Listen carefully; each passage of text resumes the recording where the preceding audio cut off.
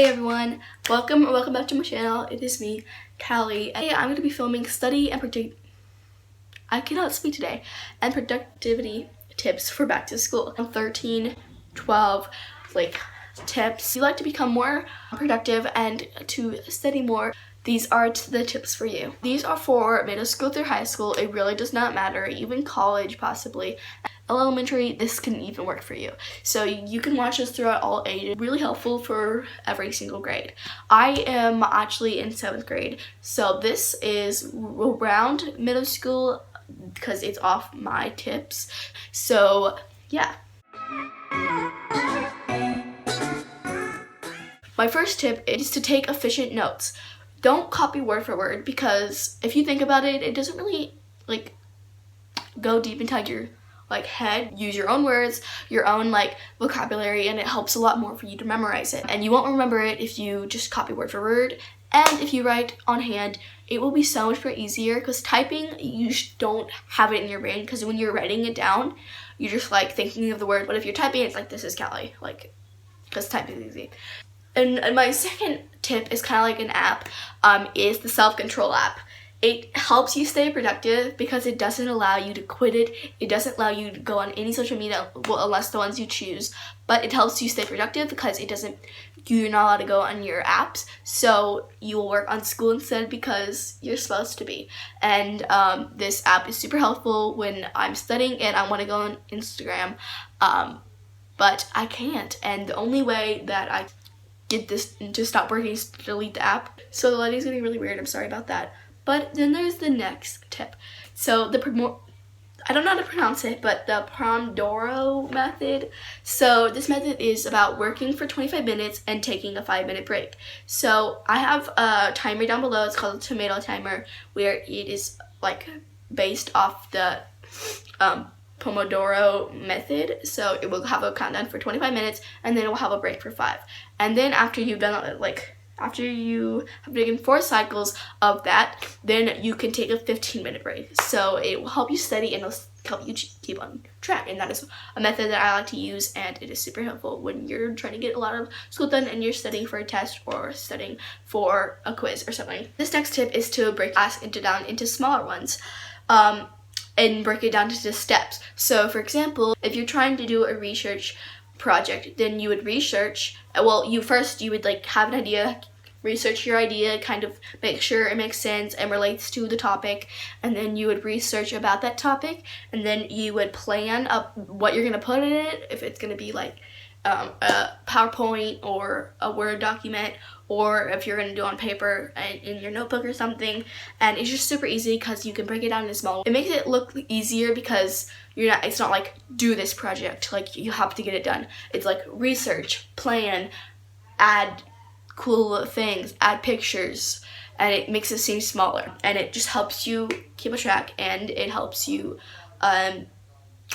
I don't know, it just helps you. It's worked a lot for me. Next is prioritize your tasks. So if you have a 12 task to-do list thing, you're not going to be productive, because you're going to look at it and it's go on a run, finish this school assignment, drink 8 glasses of water today. It just seems like lots of stuff, and you're just no, I'm not doing any of this. And it makes you feel really unproductive if you don't do one.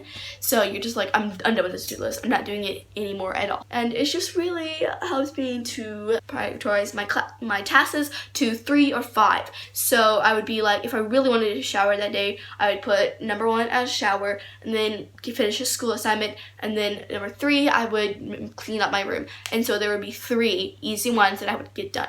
If I got all those 3 down and I had enough time, I would do the ones that I would like, and would be optional, but would be what I would want. My next thing is to separate your work and leisure space, because you can get really distracted in your room and you're ooh, I'm gonna go and take a mini photo shoot because the lighting looks awesome. So it's just, you need to get outside your workspace, and the best thing to do would be to go to a coffee shop or the library or something. But you can even just go and do it in your living room or dining table. It just really helps to have people around as well, because we won't feel like watching YouTube because people are looking at you and they're like, why are you watching YouTube when you're just doing school?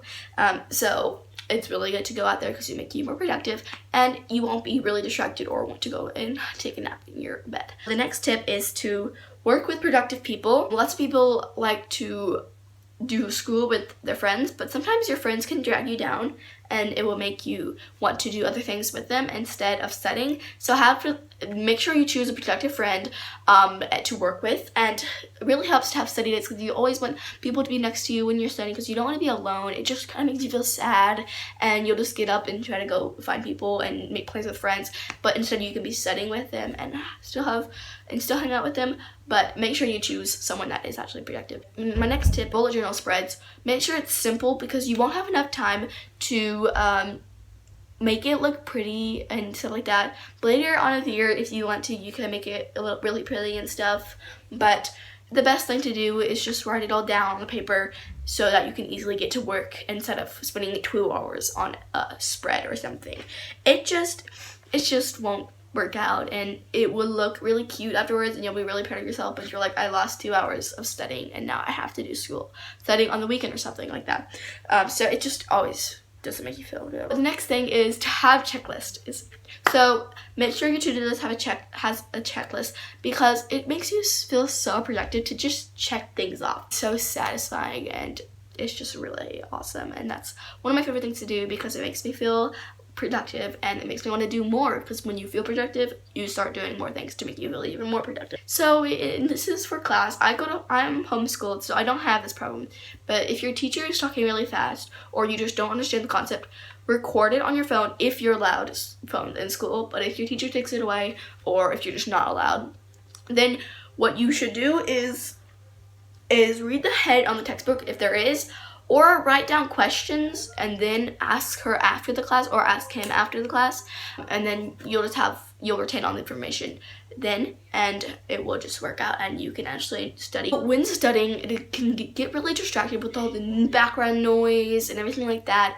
So if you have like chill music or rain music, it can make you feel really productive because you're like enclosed in one space and it makes you feel like you need to be working. Search up aesthetic chill music for studying and you'll find so many different ones, and they're super, and they have no words at all, so it's super good. And also another one, if you want to have rain music, is called rainymood.com. It is just a rain music app where you just press play and then rain starts playing, I guess, and it just really makes you feel productive and calm and stuff like that. If you do want a study buddy and you don't have any friends to study with you, or you just want to study, you can watch study with me,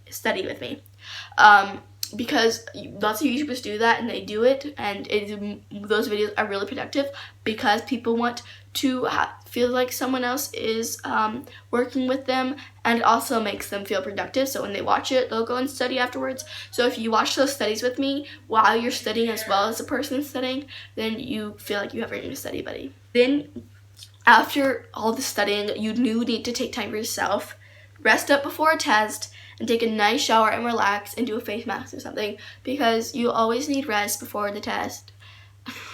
And you just shouldn't overwork yourself because it will not make you feel good. And yeah, those are my 12-13 tips. Yeah, give this video a big thumbs up and subscribe down below if you like this video. I have another school related video coming out if you like this. And yeah, comment down below any recommendations or ideas that you have for me. Bye!